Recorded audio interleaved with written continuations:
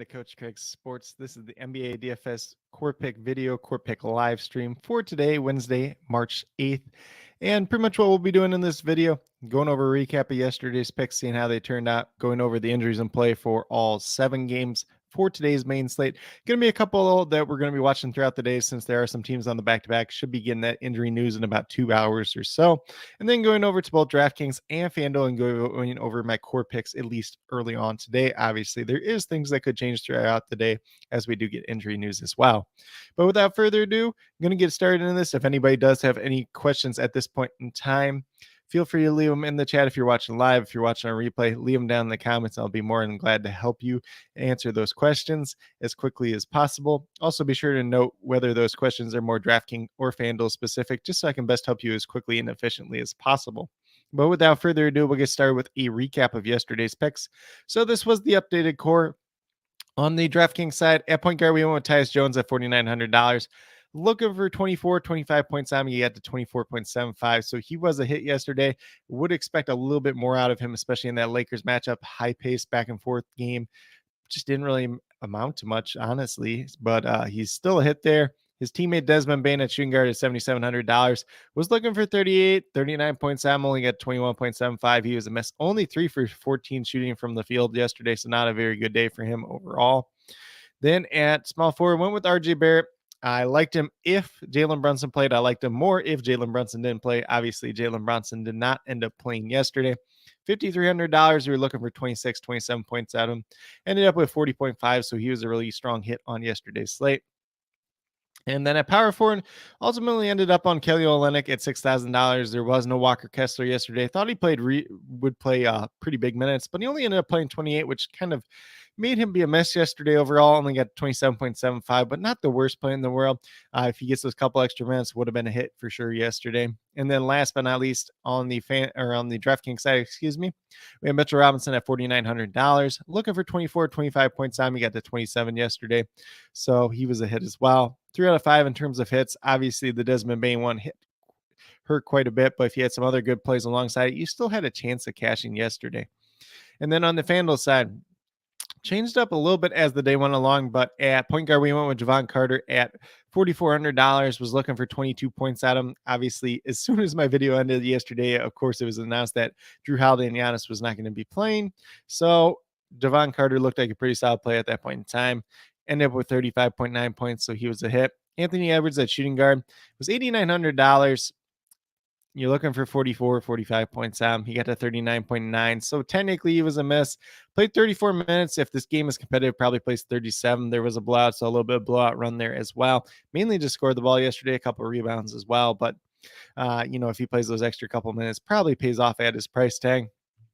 Then at small forward, we had Cameron Johnson at $6,000, looking for 30 points out of him. He got to 20.9 yesterday. He's a miss. 2 for 9 shooting from the field, only played 24 minutes. And this game was a pretty big blowout as well. So that kind of hurt him overall. If he plays close to 30 minutes, he has a chance of getting to the 30 points we were looking for out of him yesterday. And then at power forward, we went with Mo Wagner, who was starting in place of Wendell Carter Jr. yesterday at that center spot. He was only $4,400, only looking for 22 points on him. He got to 35.1, so he was a really good hit on the FanDuel side. And then last but not least at center, we had Anthony Davis at $11,500, looking for 58 points on him. He got to 59.9, so he was a hit as well. So 3 out of 5 on the FanDuel side as well. The Anthony Edwards one we can live with as a miss. Cam Johnson kind of hurt a little bit, but if you had some other decent plays alongside these guys, had a pretty good chance of cashing yesterday as well. But with that being said, we're going to get off of the recap from yesterday's slate. We're going to move over to the injuries in play for today's slate. So I'm going to bring that up here real quickly right now. Once again, it's a 7-game main slate. There are a couple teams on the back-to-back, so we don't know their injuries right away. But, within the next 2 hours, we should have a better idea of teams overall. And we just have the one lone game starting at 7 o'clock Eastern time. And typically on slates like this, I like to punt this island game, but the Hawks are pretty priced down at this point in time. The Wizards could have some potential value if we get some other injury news as the day moves along, since they are on the back-to-back. For the Hawks, they're all the way healthy at this point in time.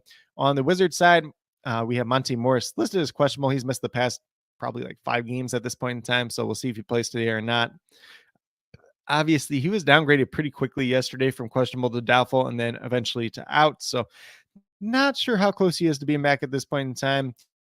I would not pry out this game as well since he recently returned from a knee injury and it is a back to back. So if that's the case, then we could be looking at some Denny Advia, some Corey Kispert as potential value plays, especially on DraftKings today.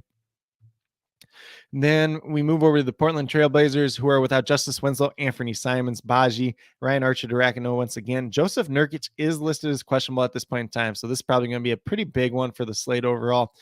If he ends up playing, don't really have any interest in him. Assume that he's on some type of minutes limits. If he's not playing, we're going to see Drew Eubanks. We're going to see Trendon Wofford once again.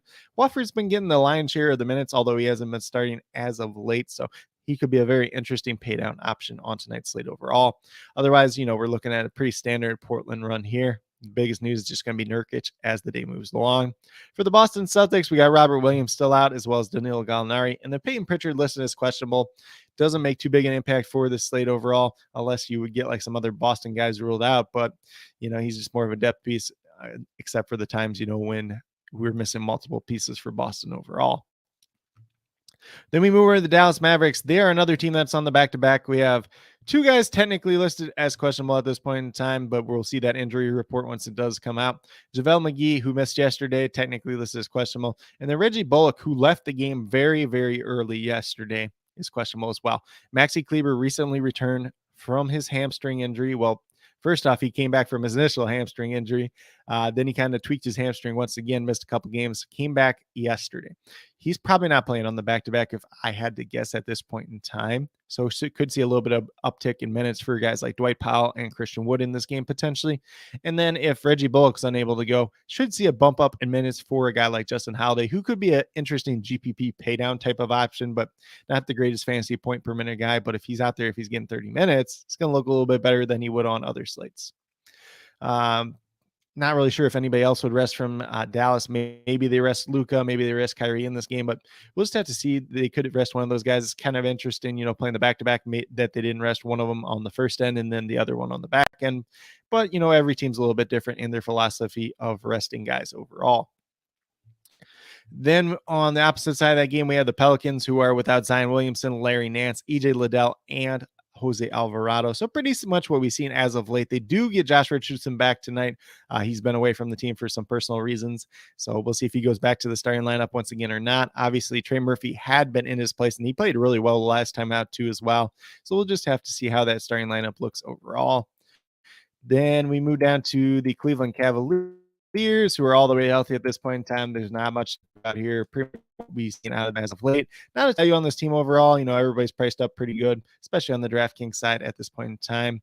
And then for the Miami Heat, we have Kyle Lowry listed out once again. Kevin Love is listed as questionable due to a rib injury that caused him to miss the last time out. So we'll just have to monitor that as the day moves along.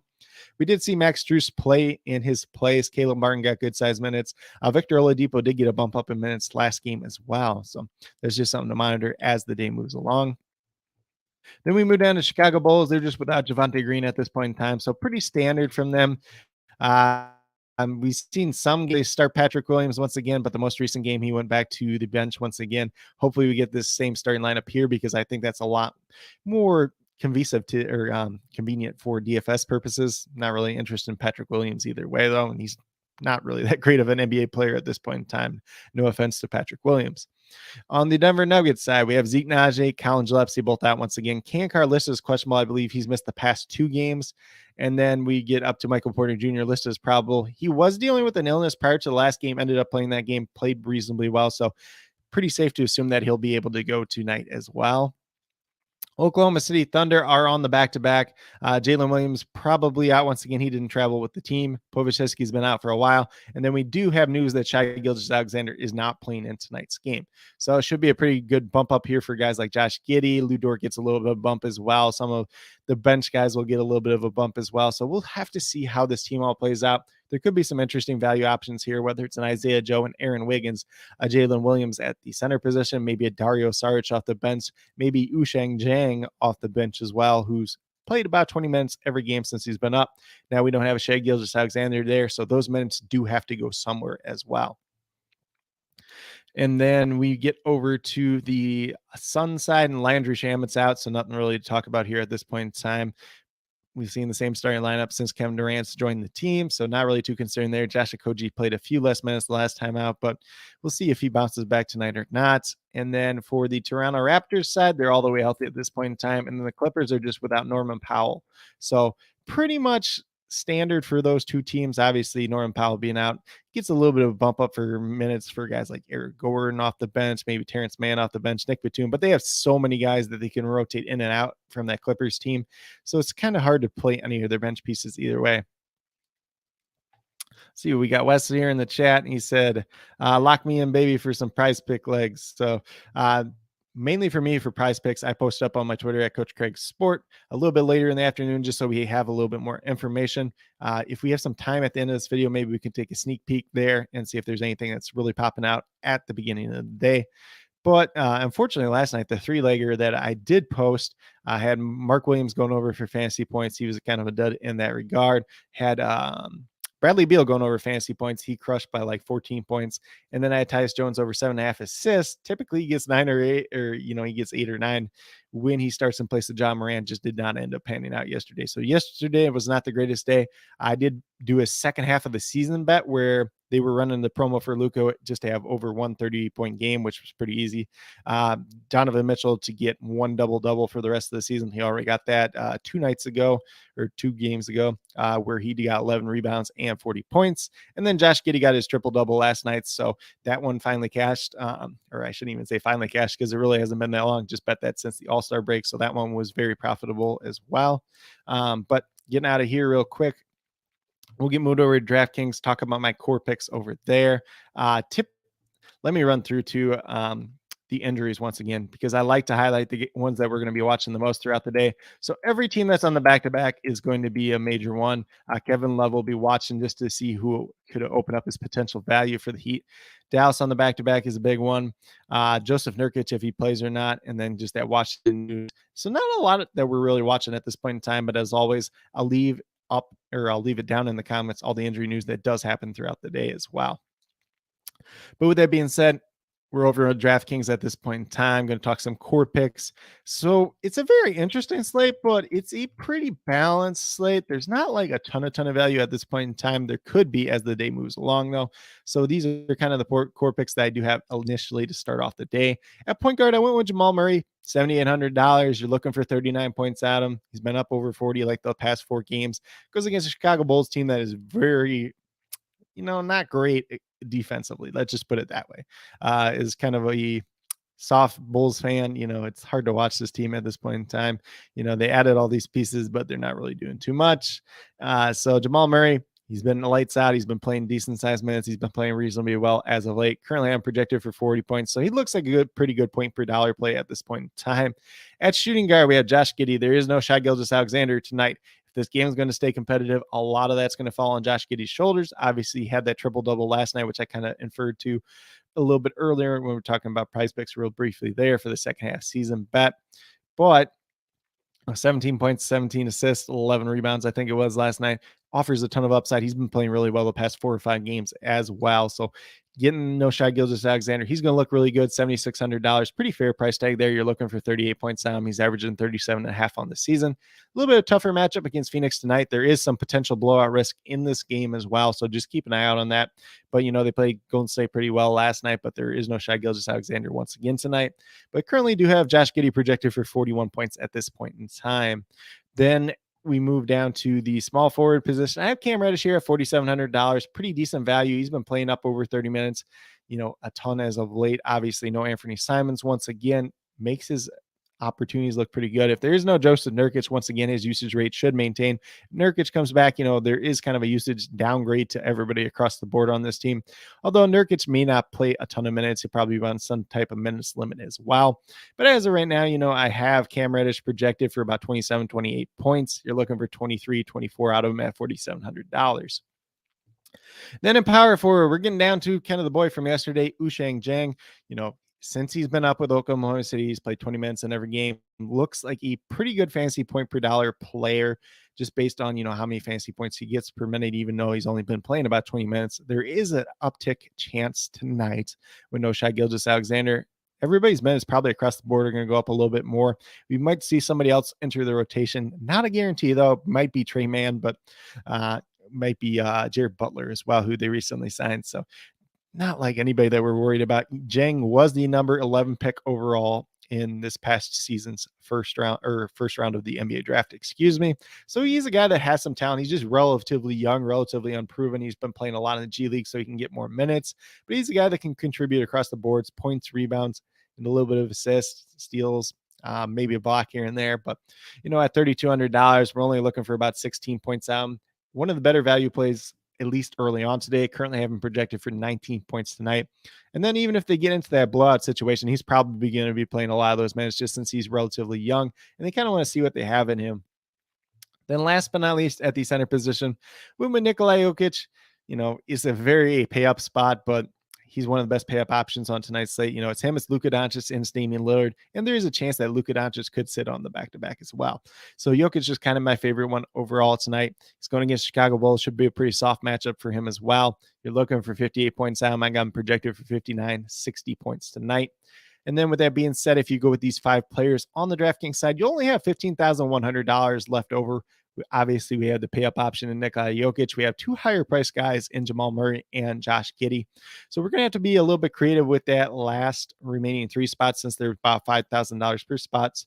But there should be some decent value opening up throughout the day. So just going to have to get a little bit creative, find some of those values where, kind of just flex it across the board, going with guys right around $5,000 or so. There's a lot of different ways that you can approach that overall. If you want to change somebody else that is in these core picks, you're definitely more free to do so as well. But with that being said, we're going to stop sharing DraftKings. We're going to get moved over to FanDuel, talk a little bit over there as well. FanDuel, obviously, the pricing, not my favorite compared to DraftKings. So DraftKings, I like the pricing better. FanDuel, it seems like a little bit easier to win, though, because you can get some edges as well. So if you play on both sites, there's different ways to approach it, but it's just kind of whatever your preference is at that point in time as well. At point guard on the FanDuel side, we have Josh Giddey. He's $8,400. So he is quite a bit more expensive than he is on DraftKings. You're looking for 42 points out. I'm still projected for 41, since not much of a 3-point shooter anyways.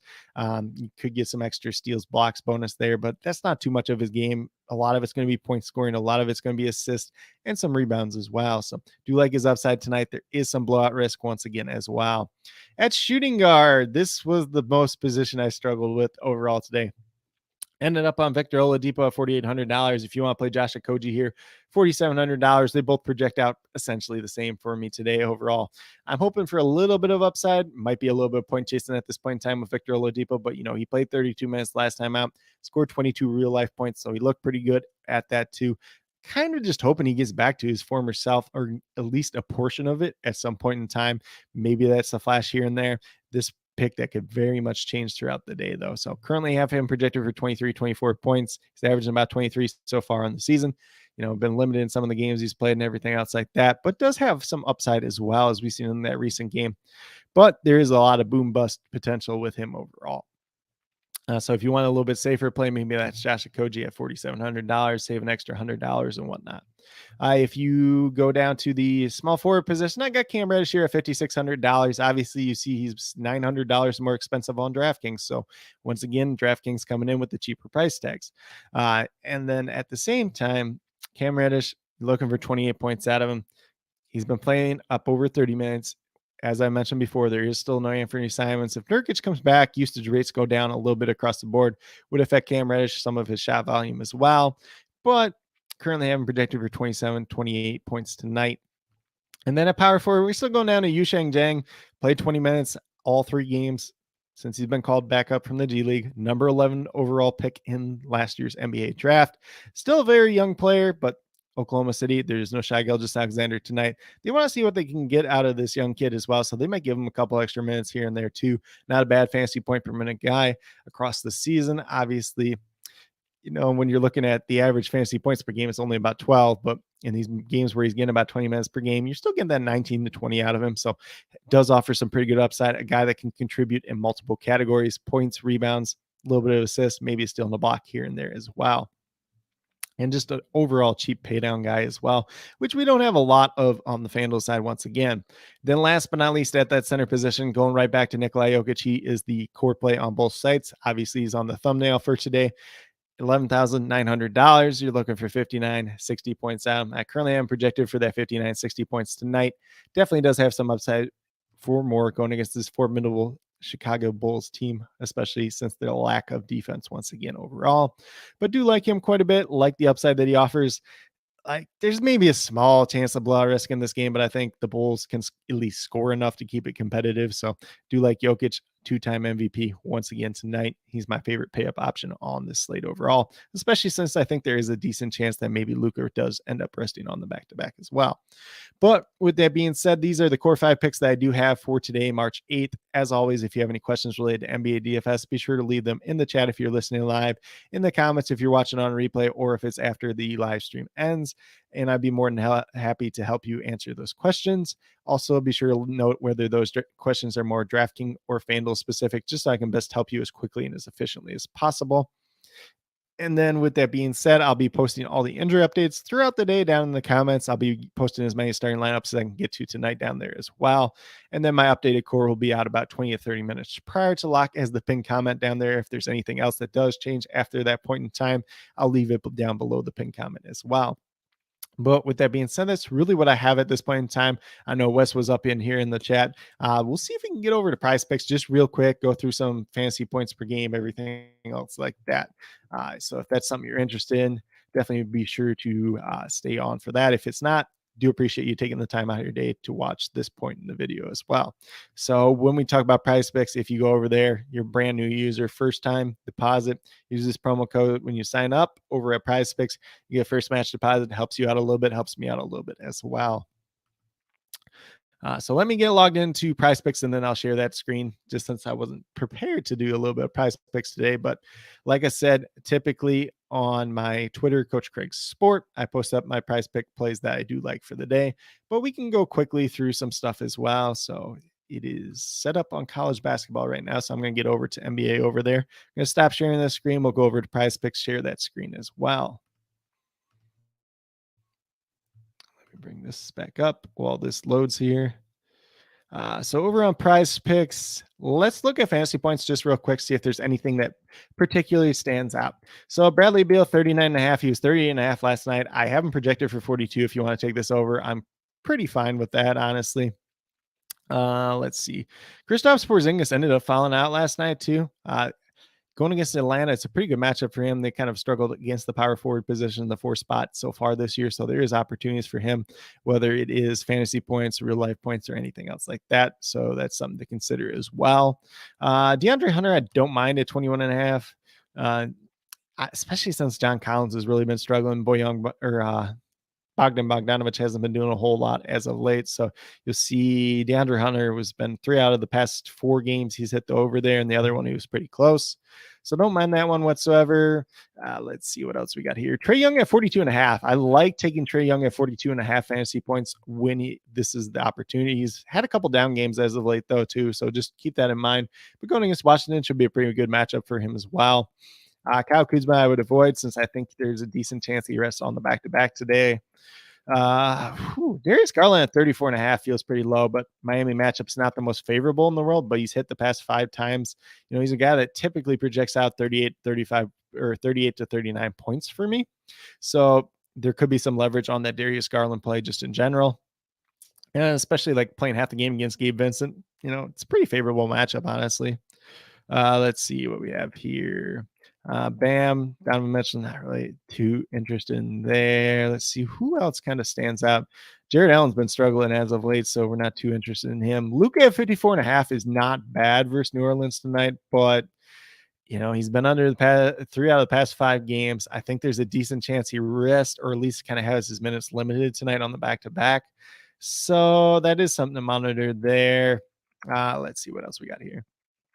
Doval came back last game and played really well, but going against Dallas, they don't have to play super big against them. So I wouldn't be surprised if he gets his minutes cut some. Kyrie at 44.5. Like if Luka gets ruled out, probably jumping on that like as soon as you can before they take it off the board would make a lot of sense. Cam Reddish at 22.5 fantasy score is something I would definitely be interested in. Let's pull it up here. So he's hit the past 3 games. Obviously, there's a couple before that wasn't that great. If Nurkic plays, it could take him down a peg, but still, when I have him projected for like 27-ish points on FanDuel, which is the same scoring as Price Picks, there is a lot of leeway there as well. Because even if Nurkic plays, it's not like he's not going to start as well. Damian Lillard at 50 looks pretty good as well. Obviously, he's been on a tear as of late, and that's just a really good option there as well. Boston guys, not too interested in at this point in time. Let's see what else we got down here. DeMar DeRozan at 36 doesn't sound bad. Let me look at the recent games. It's just been a lot of up and down lately, though, so probably not too interested in that one. Jamal Murray, if you want to take 37.5, definitely does make some sense there. Obviously, I have him projected right around 40. Let's see what else we got here. Nikolai Jokic at 53.5 definitely makes some sense taking the over there. Uh, Obviously, this is the first time I'm looking at these for the day as well. So I do apologize, kind of not talk if there's like a little bit of dead space in there as well. Um, just mainly looking for ones that stand out, at least initially to me. So the ones that really do stand out at this point in time, just going back through it real quick. Nikolai Jokic, you can take the over on fantasy points. Jamal Murray, you can take the over on fantasy points. Let's see, where else were we? Damian Lillard over on fantasy points makes a lot of sense. Cam Reddish over on fantasy points makes a lot of sense. Kyrie would make sense if Luka gets ruled out. Let's see where else we were. Darius Garland over on the fantasy points makes some sense. Trae Young, if you want to take that, it's a little bit of a gamble just since he had a couple down games as of late, but still pretty good matchup. Bradley Beal over fantasy points makes some sense. Porzingis, if you want to take an over on him, there is some leverage there to be had. And then DeAndre Hunter, if you want to do that one as well. But DeAndre Hunter has burned me a couple times this year, so it's probably not one that I'm doing myself, but it's not a bad over for him as well. So typically when I do price picks, I start on the fantasy side because I do fantasy projections in terms of points every day, obviously for both DraftKings and FanDuel. And then the FanDuel scoring is the same as the price pick scoring. So it's easy to tell there, see if there's a good leverage spot or not, just in general. I like to look at 3-pointers made after that. See if anything particularly does stand out at this point in time. Bean shooting threes again, or making threes, I should say, because 2.5 is not a bad number for him when he's shooting a ton, but doesn't look like he's been that great as of late. That would be one to like dig into a little bit more there. Bradley Beal at 1.5 doesn't feel terrible, but not been making as many as of late. So then I typically go over to assists, then I'll go over to rebounds, then I'll go over to points. If anybody has like a specific question on one, we can definitely look at it. I'm just eyeballing a lot of this at this point in time. 9 assists for Trae Young is not bad. He was doing double digits for a long time there. Going against Washington could be a pretty good spot. Has missed a couple times as of late, though. Darius Garland at 7 feels pretty nice, too. You'll see here the past 4 games, he's hit or pushed. Going against Miami, I don't mind that. So Darius Garland, his props are looking pretty good today overall. I still probably take the fantasy score over the assist though, because there's just more ways the assist could go wrong than the fantasy score. Personally, like you could still go score a bunch of points and get like a couple steals and whatnot, and just have like 6 assists and not hit it. So that is something to consider as well when you're doing any of these prize pick lines or just any of them in general. Kyrie at 6.5 wouldn't be too bad if Luka ends up getting ruled out. Let's see what we got here. Is Dame still getting a decent amount of assist? I know he's been scoring the ball extremely well. Still probably rather just take his fantasy score either way, though. Let's see if there's anything else that really stands out at this point in time. Chris Paul assist. How has he been since Kevin Durant's been there? So a little bit lower. Yeah, that's pretty much what I see in terms of assist. I'm not super excited about assist. Typically, I'm someone that does a lot more of the fantasy scores. As I mentioned, I'll be posting some of these later today on my Twitter at CoachCraigSports. We'll run through rebounds real quick. Points obviously are there. If anything majorly stands out from points or something like that, or somebody gets ruled out, that's mainly when I bet points. But that's kind of one of the last things I bet just in general. Doesn't mean it's right or wrong to do it a different way, though. In terms of rebounds, let's see. Because like when I'm looking at rebounds, like Capella's at 10.5, that's a pretty big number either way. Not that he can't get it. Some of these other ones, like the Washington guys, I don't mess around with too much with rebounds unless like Porzingis or Gafford's out, then you can bet the other one. Just because there's so many guys that can rebound the ball there, and then Kuzma gets a bump up sometimes when those guys are out as well. Although I do think there is a decent chance that Kuzma's out tonight. Bam at 9 is not bad, but then we don't know if Kevin Love is playing, and then obviously going against Cleveland is a tougher rebounding matchup as well. Let's see what else we got here. Any other ones? Like Jared Allen feels like 9 should be good for him, but he's just been so down as of late that it's kind of hard to bet on that either way. Let's see here real quick. Jonas Valanciunas 10.5, just a big number, especially for a guy that just came back from injury, and then a matchup that could go small ball on them just in general. Let's see.